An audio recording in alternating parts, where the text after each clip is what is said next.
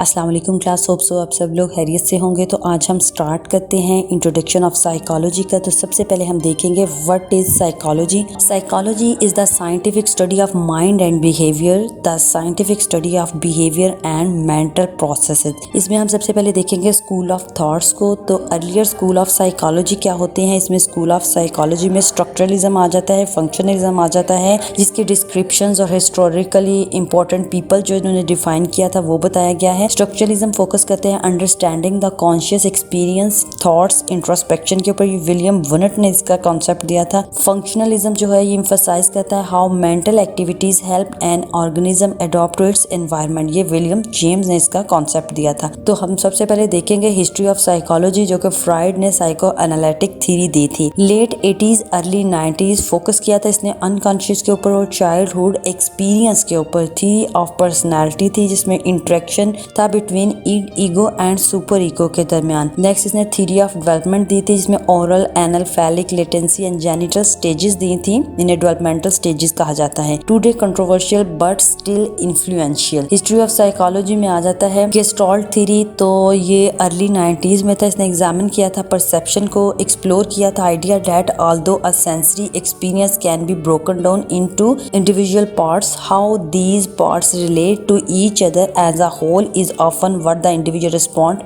to the perception। इसने ये concept दिया था the invisible triangle you see here is an example of gestalt perception. यानी इसने कहा था कि स्पेस में भी कोई चीज हो तो लेकिन उसकी डायरेक्शंस दी जाती हैं वो हमें फुल दिखाई देती है। नेक्स्ट आ जाता है ह्यूमनिज्म। इसने 1950s में कॉन्सेप्ट दिया था, फोकस किया था potential for good that is innate to all humans. Emphasise किया था द होल पर्सन के ऊपर and view people as able to take the lead in their own therapy. Abraham Maslow और कार्ल रॉजर्स ने इसके ऊपर काम किया था। यहाँ पे इन्होंने मैस्लो ने हायरार्की ऑफ नीड्स दी थी, यानी self actualisation, self esteem, social security and physiological needs. यहाँ पे इनके डिस्क्रिप्शंस भी बताई गई हैं कि कौन सी चीज जो है इस नीड्स की कैटेगरीज में आती है। नेक्स्ट आ जाता है कॉग्निटिव साइकोलॉजी। ये मिड 90s में इसका कॉन्सेप्ट दिया गया था। Except the use of scientific methods and generally reject introspection as a valid method of investigation. Acknowledge किया था the existence of internal mental states unlike behaviourist psychology. ये behaviour psychologist से different थे। इन्हें major areas of the research जो था वो include perception, memory, categorisation, knowledge representation, numerical और cognitive, numerical cognition, language and thinking था। नेक्स्ट 5 साइकोलॉजिकल डोमेन्स बताई गई। इसमें 5 पिलर्स आ जाते हैं। Biological, cognitive, developmental, social and personality और मेंटल फिजिकल हेल्थ आ जाते हैं। तो सबसे पहली डोमेन है बायोलॉजिकल डोमेन। इसमें बायो साइकोलॉजी का बताया गया है कि ये एक्सप्लोर करता है how our biology influences behaviour, यानी किस तरह हमारी बायोलॉजी जो है वो हमारे बिहेवियर के ऊपर इन्फ्लुएंस करती है। The field of behaviour, neuroscience, cognitive neuroscience and neuropsychology are all subfields of biological psychology. इसमें एवोल्यूशनरी साइकोलॉजी का बताया गया, एक्सप्लोर करती है how human behaviour evolve. Then sensation और परसेप्शन का भी इससे लिंक होता है। Research is interdisciplinary but there is a focus on the physiological aspect of sensory system as well as in the psychological experience of sensory information। Next domain आ जाती है cognitive domain. ये focus करती है thoughts के ऊपर and their relationship to experience and actions. Studies करती है लैंग्वेज को, cognition, memory, intelligent and more. Next domain है डेवलपमेंटल डोमेन। ये इंक्लूड्स होती है behaviour psychology and the learning condition के ऊपर। इसमें क्लासिकल एंड ऑपरेंट कंडीशनिंग आ जाते हैं। इसके अलावा इसमें डेवलपमेंटल साइकोलॉजी साइंटिफिक स्टडी है डेवलपमेंट की क्रॉस अ लाइफ स्पैन। इसमें स्टेजेस और माइलस्टोन ऑफ डेवलपमेंट आ जाती हैं। नेक्स्ट सोशल और पर्सनैलिटी साइकोलॉजी डोमेन। इसमें सोशल साइकोलॉजी जो होती है with the scientific study of human people's thoughts, feelings and behaviours are influenced by the actual, imagined and और